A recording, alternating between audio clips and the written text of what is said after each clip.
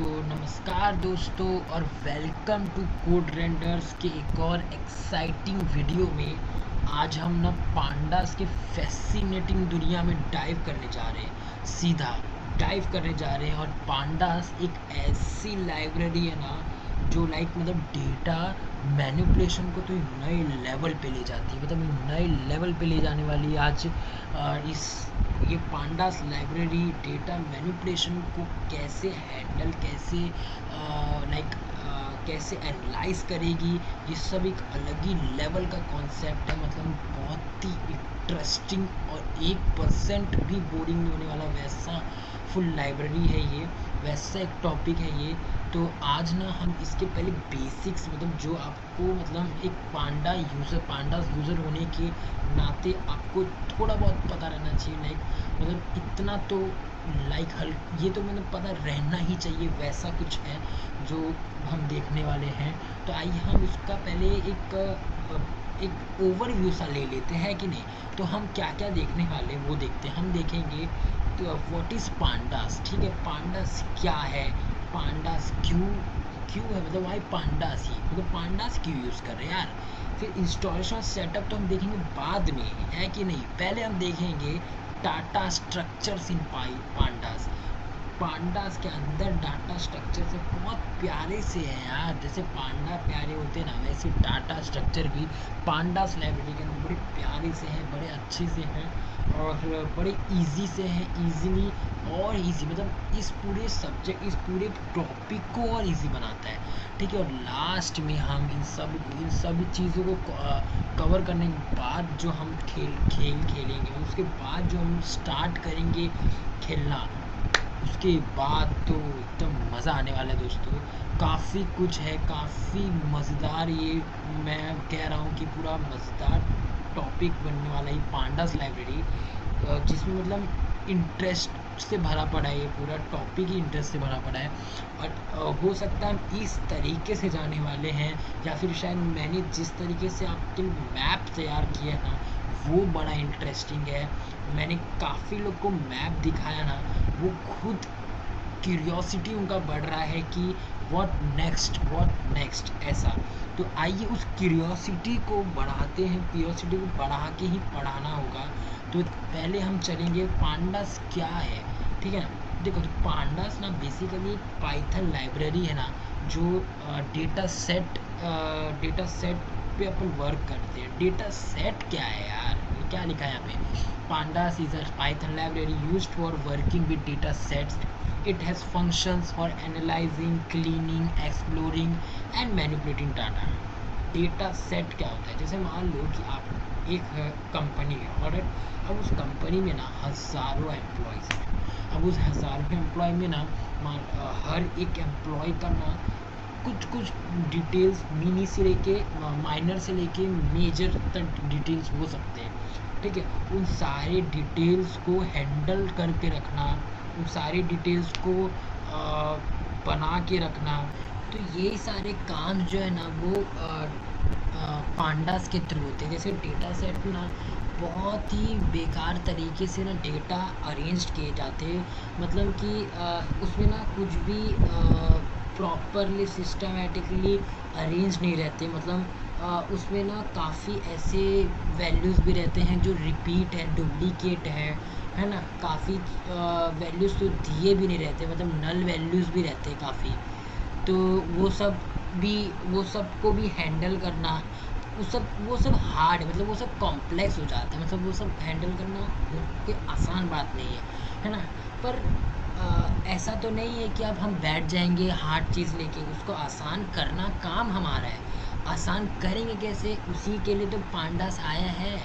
देखो, अभी तक तुम लोग के दिमाग में डेटा सेट को लेकर जो भी चीज़ था ना कि हाँ ये डेटा सेट ऐसे इसमें बनाते हैं, एक्सेल में बनाते हैं, डेटा बेस जैसे टूल्स में बनाते हैं, तो उसके बाद ये पांडास क्या है यार, पांडास में क्यों हम डेटा सेट रिलेटेड वर्क कर रहे हैं। देखो, कुछ लिमिटेशंस होते हैं हर एक चीज़ के, कोई भी चीज़ ले लो ना, उसके एक तो लिमिटेशन होने ही है। उस लिमिटेशन को ही ओवरकम करने के लिए एक नया चीज़ इन्वेंट होता है ना।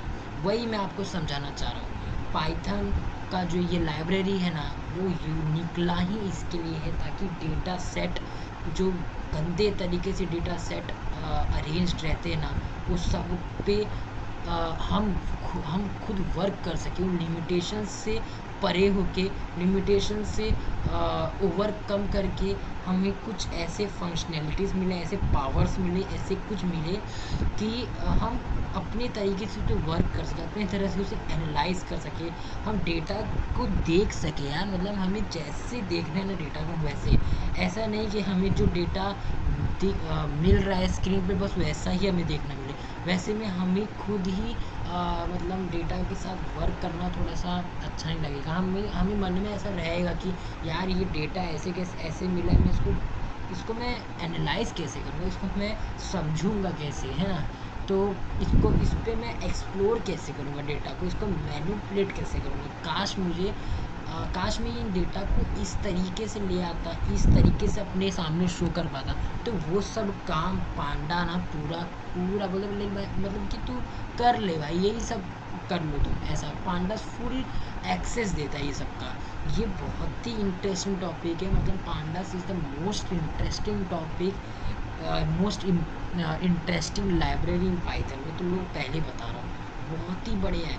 इस पर थियोरी जो मैं बता रहा हूँ ना, वो मैं तुम लोग को एक ओवरव्यू दे रहा हूँ कि पांडास में घुसने के बाद जो तुम लोग को दिखने वाला है ना कि ये बोले थे सर ने और ये हम कर रहे हैं यार सामने से, इतना मज़ेदार है। पहले तो ये बहुत इजी है, इजी के साथ साथ ये बड़ा ही लाइक वैसा है, बड़ा इजी है, बड़ा ही इंटरेस्टिंग सा है ना, बड़ा क्यूरियोसिटी बढ़ाता है ये, मतलब कि कैसे, अच्छा ये ऐसा है तो ये अब कैसे होगा वैसा, ठीक है।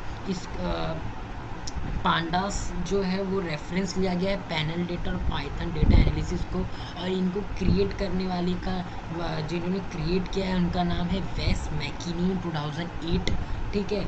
जो मैंने नाम प्रोनाउंस किया है वेस मैकिनी, अगर वो मे भी हो सकता है कि गलत प्रोनाउंस हुआ हो, तो अगर आपको रियल प्रोनाउंसिएशन या राइट प्रोनाउंसिएशन चाहिए तो यू कैन, आप कहीं से भी रेफ़र कर सकते हो यार, कहीं से भी आप जान सकते हो, ठीक है। तो ये 2008 में क्रिएट हुआ था, ठीक है। ये सब आपको थोड़ा बहुत जान पहचान करके रखना है ये सब चीज़ें, ठीक है। तो चलते हैं अभी अपन कि पाइथन हम पांडा क्यों यूज़ कर रहे हैं। तो यहाँ पे कुछ दिए है कि data handling, data creating, data transformation, time series analysis, efficiency, integration. तो ये सब ना मैं तुम लोग को वापस से रीड नहीं करने वाला, मैंने इसमें डाला लिखा इसी के लिए क्या है, ताकि तुम लोग भाई इसको रीड करो, तुम लोग इसको समझो। मैं तुम लोग को क्या समझाना चाह रहा हूँ वो मैं बताता हूँ कि देखो, जो डेटा एनालिसिस होता है ना, डेटा एनालिसिस में ना एफिशिएंट टूल्स की ज़रूरत होती है पहले तो डेटा एनालिसिस में, है ना। और मशीन लर्निंग में क्या होता है कि आपके पास ना मतलब हो सकता है 10,000 के काफ़ी सारे डेटा के फाइल्स आए, है ना। अब वो सबको अरेंज, सेट, एक्सप्लोर, मैनेज सब कुछ करने के लिए बहुत सारी टूल्स का तो आपको ज़रूरत पड़ेगा, है ना। अब वो उसमें क्या होता है कि जो पांडास कैसे उभर के आ रहा है, पांडास ना आपको फ्लेक्सिबिलिटी और पावर देता है ना। मतलब जो जैसे एक्सेल और एसक्यूएल होता है ना, वो एक्सेल एसक्यूएल ये सब में क्या होता है ना कि कुछ लिमिटेशंस होते हैं, डाटा को समराइज्ड फॉर्म में लाना, डाटा को एनालाइज फॉर्म में लाना, एनालिसिस रेडी फॉर्म में लाना। काफ़ी एनालाइज मैंने शब्द यूज़ किया अभी तक, तो इसका मतलब है कि काफ़ी महत्व है एनालिसिस का इस पूरे पाइथन टॉपिक में। तो एक्सेल और एसक्यूएल जैसे जो टूल्स हैं उनके लिमिटेशंस को पार करने में मदद करता है ये पांडास, ठीक है। अभी जो हमने अब तक क्या क्या पढ़ लिया है कि पांडास क्या है और इसका हम यूज़ क्यों करते हैं। पांडा डेटा को एफिशिएंटली हैंडल करने में मदद करता है, जो data science and machine learning के फील्ड्स में काफ़ी यूज़फुल है, ठीक है। तो अभी देखो डेटा स्ट्रक्चर्स में ना बड़े प्यारे से दो अपने ये है डेटा स्ट्रक्चर। अब ये पांडास वैसे ही बड़ा इंटरेस्टिंग है, वैसे ही बड़ा सा बहुत ही मस्त सा टॉपिक है। अब इनको ना सही से डेटा फ्रेम और निखार देते, और सुंदर बना देते, और मज़ेदार बना देते हैं ना, और इनको एकदम मतलब एकदम ईजी बना देते हैं, ईजी टू इम्प्लीमेंट बना देते हैं ना। तो इस सीरीज़ और डेटा फ्रेम है क्या, पहले तो देखो तुमने लिखा क्या यहाँ पे सीरीज़ में क्या लिखा है, 1 dimensional array, homogeneous data, label index, है ना।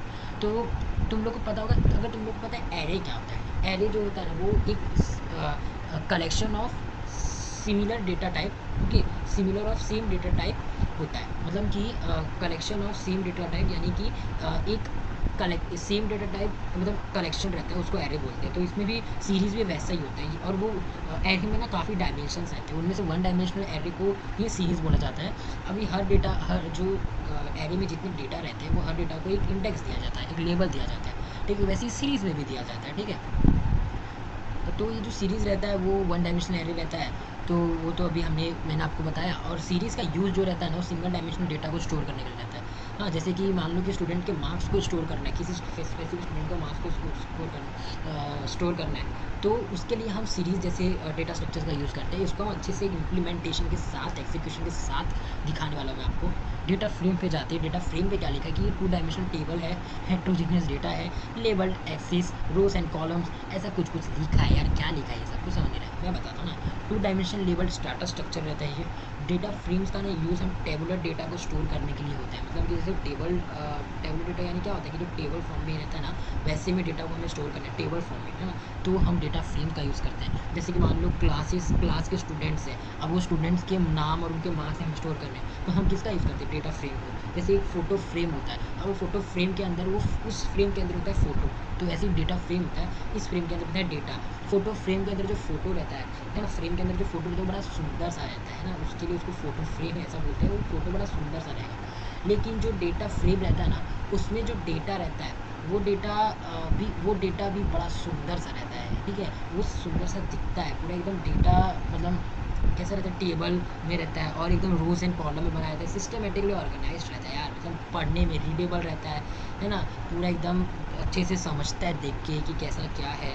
एक्सेसिबल भी रहता है, एनालाइजेबल भी रहता है, एक्सप्लोरेबल भी रहता है, मैनेज्ड भी रहता है, बहुत बढ़िया से रहता है। इसको हम पूरा ना इम्प्लीमेंट और खुद ही बना के दिखेंगे, खुद ही डेटा लेंगे और उसको वैसा बना के देखेंगे, है ना। खुद डेटा भी बनाएंगे और उसको फिर डेटा फ्रेम में बनाएंगे, ठीक है। डेटा फ्रेम ये सब कुछ करने वाले यार। ये तो बस एक ओवरव्यू दे रहा हूँ तुमको, ये तो अभी बस झांकी है, पिक्चर अभी बाकी है, ठीक है। चलो, तो इतना बस हुआ। अब हम उतरने वाले हैं मैदान पे, और जो खेलने वाले हैं धुआंधार पारी हम डेटा के साथ, उसमें हमें बस इंजॉय करना है। इस पूरे में ना हमें सिर्फ इंजॉय करना है। ये पांडास में कहीं भी एक भी जगह पे हमें स्ट्रेस नहीं लेना है। पूरा पांडास हमें खेलते कंप्लीट करना है।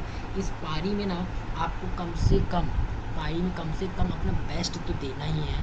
ये नहीं देखना है कि कैसा क्या है, नहीं है, सब कुछ एकदम बराबर रहने वाला है, सब कुछ बेस्ट रहने वाला है, ठीक है।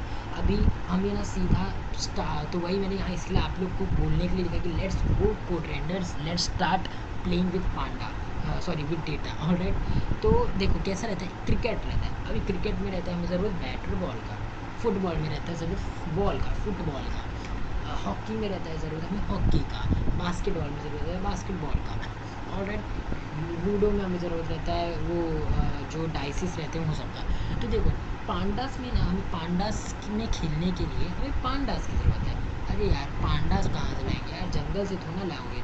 हमें पांडास को इंस्टॉलेशन और सेटअप देखना है। इंस्टॉलेशन और सेटअप हम देखेंगे कैसे करना है इंस्टॉलेशन। तो पांडास यूज़ करने के लिए पहले हम इंस्टॉल करते हैं, उसको सेटअप करते हैं। वही सब मैंने लिखा है, to use pandas we first need to install and set it up, okay.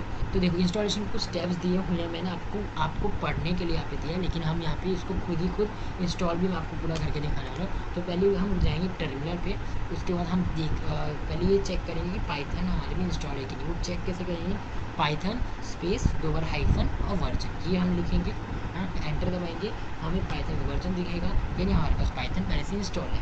उसके बाद हम अगर पाइथन हमारे पास इंस्टॉल है, अगर नहीं है तो इंस्टॉल करिएगा उसे, और इंस्टॉल है तब हम क्या करेंगे कि पांडास को इंस्टॉल करेंगे। पांडास को इंस्टॉल करने के लिए कुछ नहीं करना है, आपको लिखना है पिप इंस्टॉल पांडास, बस जो लिखा है इधर कमांड्स डबल इन्वर्टेड कॉमर्स में, उसी को वहाँ पे जाके लिखना है, ठीक है। तो कैसा रहता है कि पांडा, अभी जैसे कि हमारे पास बैट बॉल है, बास्केटबॉल है, हॉकी स्टिक्स है ना, डाइसिस मतलब ये सब है। तो ये सब हमारे पास क्या अभी खेलने के उपकरण है, खेलने के हमारे पास चीज़ें हैं। तो उसको हमें खेलने के लिए हमारे साथ प्लेग्राउंड तो रहे ना यार, प्लेग्राउंड तो रहेगा तब तो खेलेंगे, जगह तो रहना चाहिए। तो यहाँ पे प्लेग्राउंड और जगह को मैं कहना चाह रहा हूँ हमारे पास एक एडिटर तो रहना चाहिए, कोड एडिटर।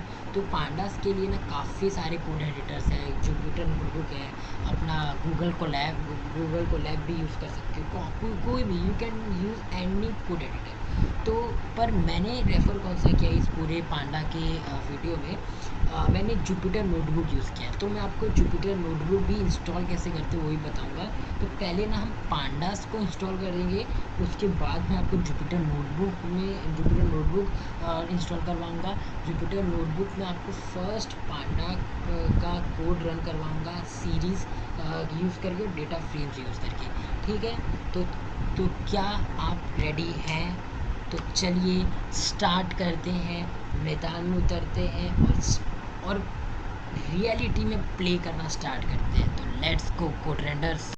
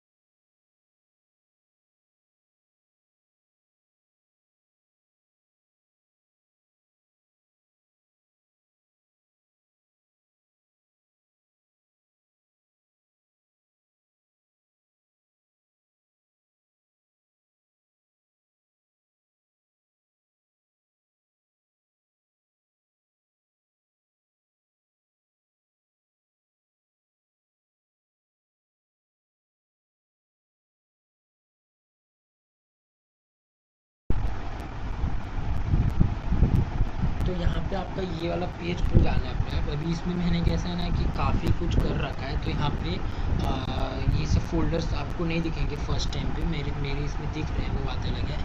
अभी आपको यहाँ न्यू पे क्लिक करना है, यहाँ पे न्यू का ऑप्शन है, वहाँ पे क्लिक करना है।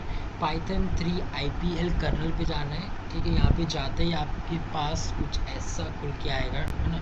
यहाँ पे आपको कुछ नहीं करना है, यहाँ पे आप बस यहाँ पे नाम दे दो। ओके, तो यहाँ पे आपको लिख देना है फर्स्ट कोड या फिर फर्स्ट, कुछ भी फर्स्ट ऐसे लिख दो। मैंने यहाँ पे फर्स्ट लिख दिया। ओके, रीनेम पे क्लिक किया, यहाँ पे फर्स्ट लिख के आ गया। और यहाँ से आपका पाइथन में जो पांडास के साथ हम खेलने वाले हैं, उसके लिए आप मैदान पे आप उतर चुके हैं दोस्तों।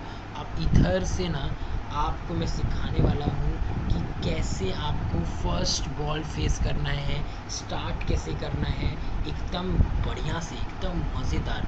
ठीक है ना। अब वो कैसे करना है, आइए वो हम जानते हैं। तो उसके लिए ना आपको पहले क्या करना है कि